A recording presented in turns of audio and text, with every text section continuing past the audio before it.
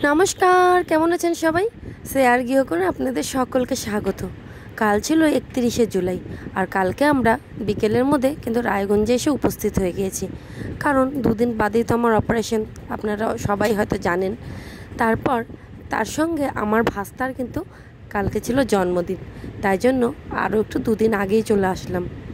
এই যে আমার বড় বৌদি রান্না বান্না করতে খুব ব্যস্ত, আর ছোট বৌদি কলপাড়ের দিকে আরও মাংস ধুচ্ছে। এইসব এখন বাদ দিয়ে আগে যাই বার্থডে বয়ের সঙ্গে আমি দেখা করে আসি। চলে গেলাম বার্থডে বয়ের কাছে দেখা করতে। ও বাবা, গিয়ে দেখি বাচ্চারা সব বেলুন নিয়ে বেলুন ফুলাতে ব্যস্ত, আর যার বার্থডে সে কিন্তু নেই। এখন বিকেল 5:30 6টার মতন বাজে, সে চলে গেছে কেক আনতে নিজের বার্থডের, তার বাবার সঙ্গে। এই যে বেলুন ফুলানো, এটাও কিন্তু একটা ভীষণ আনন্দের সময় ছিল, তাই না?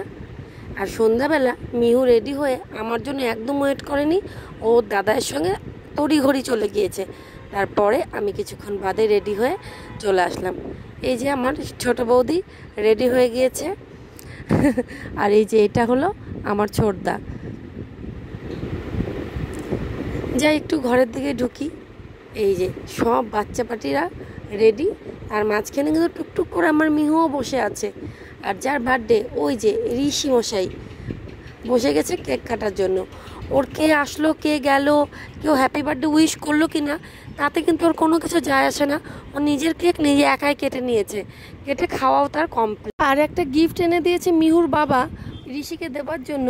সেই গিফটটা মিহুকে বলছি যে দাদা ভাইকে দিয়ে দাও, কিন্তু সেদিক থেকে ও আবার দেবে না।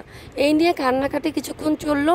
তার মাঝখানে বাচ্চাদেরকে সামলাতে কখন যে কেক কাটা হয়ে গেল কিছুই বুঝলাম না। কারণ হ্যাপি বার্থডে টু ইউ বলারও তো সুযোগ পেলাম না, সে তো নিজের কেক নিজে আগে কেটে নিয়েছে। তারপর শুরু হয়ে গেল ঘরের মধ্যে তুষারপাত, মানে স্প্রে। এগুলো যদিও আমি একদমই পছন্দ করি না, কিন্তু কি করব, একটা দিন তো করতেই হবে। তারপর শুরু, এই দেখুন, নাচ গান আনন্দ, বাচ্চাদের জন্য আনন্দ আজকে আর ধরে না। আর এটা হলো পিয়াসা, আমার এক বোন, খুবই মিশুকি, যতই রাগায় তবু কিন্তু ও রাগ করে না। এদিকে মিহুর বাবাও চলে এসেছে রেডি হয়ে। মিহু তো সব থেকে বেশি খুশি যে ওর বাবা এসেছে, এটাই ওর কাছে বেশি ইম্পর্টেন্ট বার্থডের আনন্দ থেকে। আর এত বেলুন এত কিছু দেখে ওর খুশি তো মানে আর শেষ হয় না। বাইরে চেয়ার টেবিলের ব্যবস্থা থাকা সত্ত্বেও অনেক রাত হয়েছিল জন্য সবাইকে কিন্তু বড় বারান্দা আছে, সেখানে বসিয়ে দেওয়া হলো। রাত অনেকটাই হয়ে গেছে, সব বাচ্চা কাচ্চারা খাবে সেই কারণে। আর বার্থডের মেনুতে ছিল সাদা ভাত, একটা ভাজা, ডাল, ছোটো মাছের চচ্চড়ি, চিকেন, চাটনি, পায়েস, মিষ্টি, পাঁপড়, কেক। আজকে ভিডিওটা তো এখানেই শেষ করছি, আমি এখন খেতে বসবো। টাটা। আর ভিডিওটা ভালো লাগলে অবশ্যই লাইক কমেন্ট শেয়ার করে দেবেন, আর আমার চ্যানেলটা সাবস্ক্রাইব করতে ভুলবেন না। Bye bye.